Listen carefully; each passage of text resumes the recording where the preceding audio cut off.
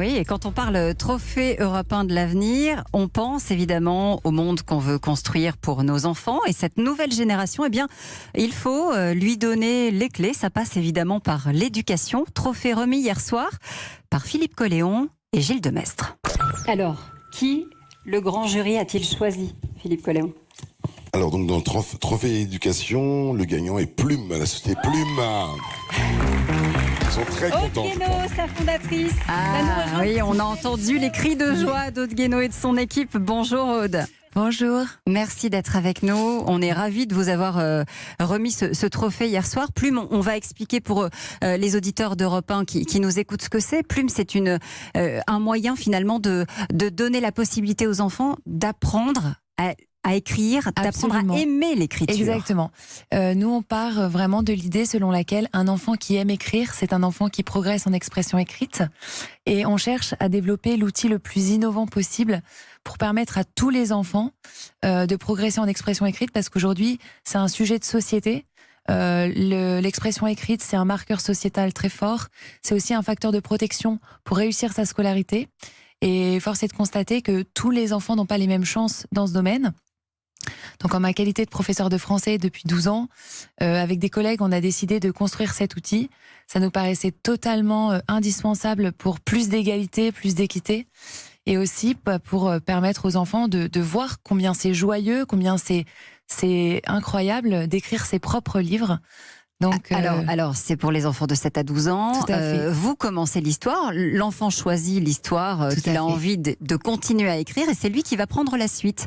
Et il y a des professeurs qui corrigent au fur et à mesure. Exactement. En fait, on propose du contenu original, mais aussi depuis très peu de temps du contenu de la BNF, donc des parcours de littérature classique. De la Bibliothèque nationale de France. Tout à fait. L'idée, c'est d'accompagner l'enfant. Il va choisir lui-même l'idée qu'il a envie de coécrire. Et à tout moment, on l'engage dans le processus de l'écriture avec des conseils bienveillants, mais aussi les codes du gaming. Il gagne des badges. On va, de façon positive, faire du renforcement autour de ses réussites, puisqu'on n'écrit pas du tout pour être évalué, en fait. On écrit pour dire qui on est, pour diffuser ses idées. Et c'est vraiment indispensable aujourd'hui de faire comprendre ça aux enfants. Et quand ils arrivent à se saisir de leur créativité, finalement, on fait d'eux des citoyens aguerris, joyeux, mais surtout on leur donne les clés pour découvrir le monde et le comprendre. Je pense que les auditrices et les auditeurs ont remarqué qu'on est avec une professeure de français, donc ce que tu dis est parfait, il n'y a pas une faute, c'est assez incroyable. Ce qui est intéressant aussi dans l'entrepreneuriat, on parle d'entrepreneuriat et d'innovation. Souvent, on peut entreprendre sans innover. On fait quelque chose différemment, peut-être un petit peu mieux que son voisin. Ce qui est intéressant dans ce cas précis, c'est que ça n'existe vraiment pas. On avait regardé, on n'a pas trouvé, ça paraît peut-être assez évident pour les gens, mais en fait, c'est toujours intéressant quand c'est évident, parfois ça fonctionne.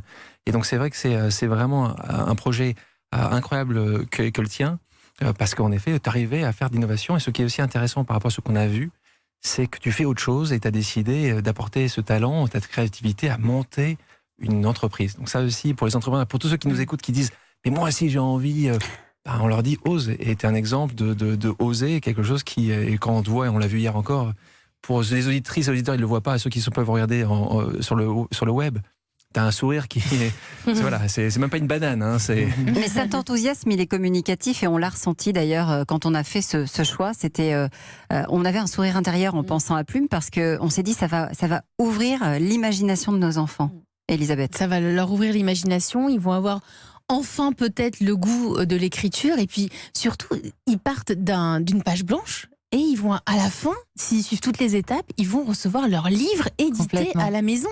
Donc, ils vont voir que quand on peut partir de rien et réaliser quelque chose de matériel. Donc, tout est possible. C'est ça aussi le message qu'on fait passer. Notre idée, c'est de montrer aux enfants qui sont vraiment capables.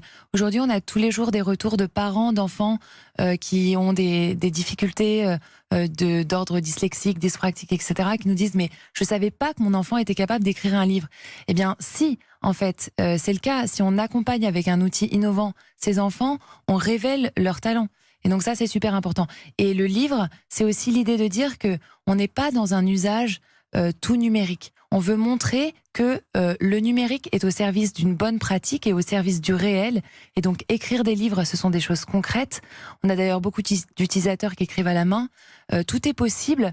vous avez le vocabulaire qui est expliqué, vous avez des résumés, vous avez la possibilité d'écouter le texte, etc. Toutes les fonctionnalités sont au service du développement de l'enfant. Alexandre Mars. Quand on parlait un peu plus tôt, on parlait aussi de parité. Ce qui est important aussi de mettre en avant, Aude, qui est donc une jeune femme qui a gagné ce prix.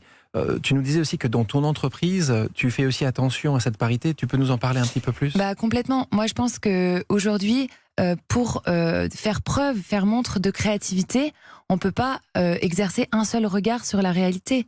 Et les hommes et les femmes, les parents, les grands-parents, quel que soit notre âge, notre sexe, notre milieu social, on n'a pas le même regard sur la vie. Et donc c'est bien évident que c'est très important au sein de l'équipe produit, l'équipe tech, marketing, etc. C'est hyper important d'avoir des hommes et des femmes qui avancent ensemble et qui construisent ensemble un produit, parce que ils sont tous parents. Enfin, je veux dire, c'est eux qui nous apportent cette dynamique, en fait. Combien de Plumitzer, c'est comme ça qu'on les appelle chez Plume? Tout à fait, les Plumitzer sont les écrits les plus prometteurs. Donc là, on a dépassé largement les 20 000 chapitres. Donc on est vraiment très très contents. C'est très chouette. Et est-ce que le grand public peut lire ces livres que les enfants ont écrits ? Exactement. Vous pouvez les lire présentement sur notre blog. Donc allez voir les Plumitzer sur le blog de Plume. Et bientôt, on va mettre en ligne une plateforme qui fera partie de l'application. Et donc vous pourrez lire, consulter les meilleures descriptions de piratouilles qui sont vraiment incroyables. Lire combien la princesse qui voulait devenir une sorcière est devenue quelqu'un d'extrêmement vertueux, etc. Bien sûr, ça sera possible. C'est très important parce que l'écrit, c'est quelque chose qui se partage. Le trophée de l'avenir européen, il va servir à quoi, Aude ? Écoutez, déjà, c'est une grande marque de reconnaissance donc pour l'équipe. C'est surtout le signe qu'on doit continuer, qu'on a trouvé un modèle qui est très intéressant donc pour tous les enseignants. Et ça, je pense que d'être dans toutes ces écoles, ça fait sens et ça va nous permettre de trouver des nouveaux partenaires. Donc on est très très heureux.